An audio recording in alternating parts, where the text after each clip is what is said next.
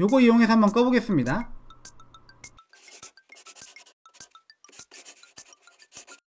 안녕하세요, 백선생입니다. 이번 시간에는 큰 아이폰을 쓰시는 분들을 위해서 영상을 준비했습니다. 큰 아이폰 많죠. 뭐 아이폰 XS 맥스, 아이폰 XS, 아이폰 XR, 아이폰 X부터 아이폰 A 플러스부터 아이폰 6 플러스까지 큰 버전이 굉장히 많은데요. 큰 버전들이 이 화면에 많은 정보들을 보여줄 수 있어서 굉장히 좋지만 치명적인 단점이 하나 있죠. 바로 아이폰 조작이 어려워진다는 점인데요. 저도 이제 예전에는 아이폰 7까지는 작은 거 쓰다가 플러스 버전으로 올라오면서 큰 아이폰들을 쓰기 시작했는데 이 조작이 굉장히 불편하더라고요. 예를 들어서 이렇게 뭔가 여기에서 보고 있다가 홈 버튼으로 나가려면은 아래쪽으로 내려와서 이렇게 해야 된다는 점이 굉장히 불편했고요. 그리고 또 알림 이렇게 불러오는 게 굉장히 불편합니다. 그래서 이런 그립을 손에 끼워서 한다고 하면은 조금 더 편해지긴 하는데 그래도 불편하더라고요.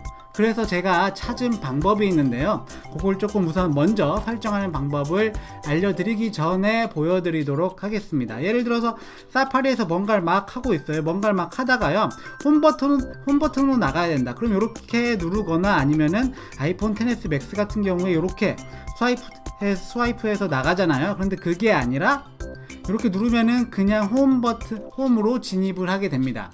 자, 이번에는 앱 전환기 보여드릴게요. 앱 전환기 하려면은 이렇게 해야 되죠. 이렇게 두 번 누르거나 아니면 뭐 3D 터치를 이용해서 이런 식으로 하거나 아니면은 아이폰 XS 맥스 같은 경우 이렇게 좀 올려서 기다려야 되는데 그게 아니라 이 방법은요, 요거를 두 번 터치하면 이런 식으로 앱 전환기를 불러올 수 있습니다. 그리고 잠금 화면도 굉장히 불편합니다. 왼손으로 막 아이폰을 하고 있다가 막 하고 있다가 화면을 꺼야겠다 싶으면은 뭐 이런 식으로 꺼줘야 돼요. 또는 아니면 오른손으로 지금 막 하고 있어요. 막 하고 있다가 이제 끄려면은 뭐 이런 식으로 꺼야 되는데 이 오른손이 굉장히 불편해집니다. 그렇게 하는 게 아니라 더 쉬운 방법을 하나 소개해 드리도록 하겠습니다. 마찬가지로 요거 이용하는 건데요. 요거 이용해서 한번 꺼보겠습니다. 자, 이런 식으로 해서 껐어요. 이번 아까는 한 번 누르면은 그냥 홈으로 나갔었죠. 자, 여기에서 한 번 누르면 홈으로 나갔는데요. 요걸 3D 터치하면요, 이런 식으로 화면이 잠깁니다. 스크린샷도 마찬가지예요. 스크린샷도 이렇게 눌러서 스크린샷을 해야 되는데요. 그게 아니라 요거를 가만히 누르고 있으면은 스크린샷이 돼요. 다시 한번 해볼게요. 가만히 누르고 있으면은 스크린샷이 됩니다. 요거 버튼 하나 만들어서 다양하게 활용을 할 수 있는데요. 보통 사람들이 요걸 어떻게 활용을 하냐면요, 우선 요게 어디 있는지 보여드릴게요. 설정에 들어오셔서 일반에 들어가신 다음에 손쉬운 사용, 그리고 어시스티브 터치, 발음이 굉장히 어려워요. 요거를 활용하시면 되는데 대부분 디폴트 설정이 메뉴 열기로 되어 있거든요. 그래서 요거 누르면은 메뉴가 열려요. 근데 저는 요거 절대 쓰지 않습니다. 예를 들어서 제가 요 회전 잠금 해제를 하고 싶다 그러려면요, 요거 누르고 요거 눌러야 돼요. 근데 요거랑 다르지가 않아요. 그래서 이렇게 메뉴 열어서 활용하는 게 워크플로우가 투터치로 굉장히 길기 때문에 저는 요 메뉴 열기는 아예 없애버렸습니다. 요걸 커스터마이징 할 수 있는데 단일 탭에서요, 요걸 홈으로 설정을 해 놓으시면요, 단일 탭 했을 경우 이런 식으로 홈으로 빠져나가게 됩니다. 이번에는 그 아래에 있는 이중 탭 볼까요? 저 같은 경우 이중 탭은 앱 전환기로 해놨어요. 이중 탭을 앱 전환기, 여기 있는 앱 전환기로 해놨는데, 그래서 요거 두 번 이렇게 누르면은 앱 전환기가 떠요. 그래서 여기 있는 이 엄지손가락의 가동 범위 안에서 모든 걸 다 할 수 있어요.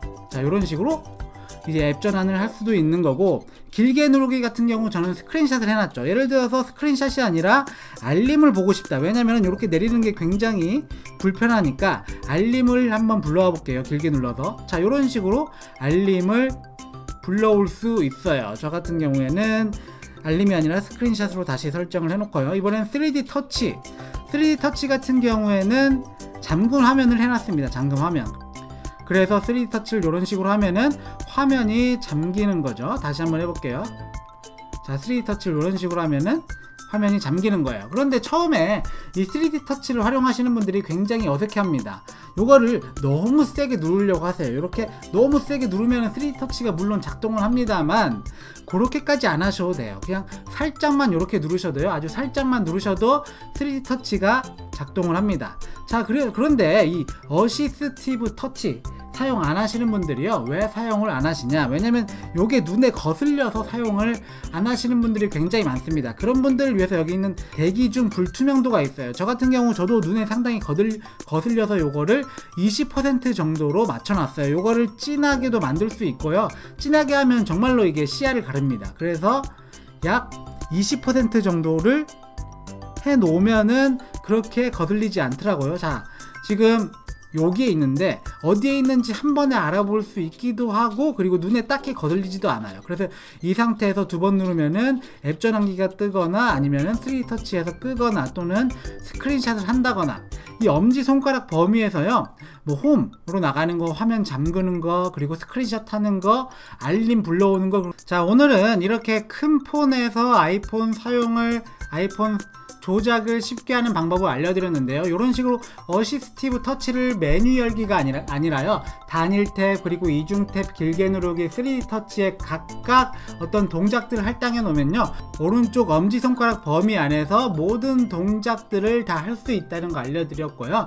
이상으로 아이폰 사용 설명서를 마치고 구독과 좋아요 부탁드립니다.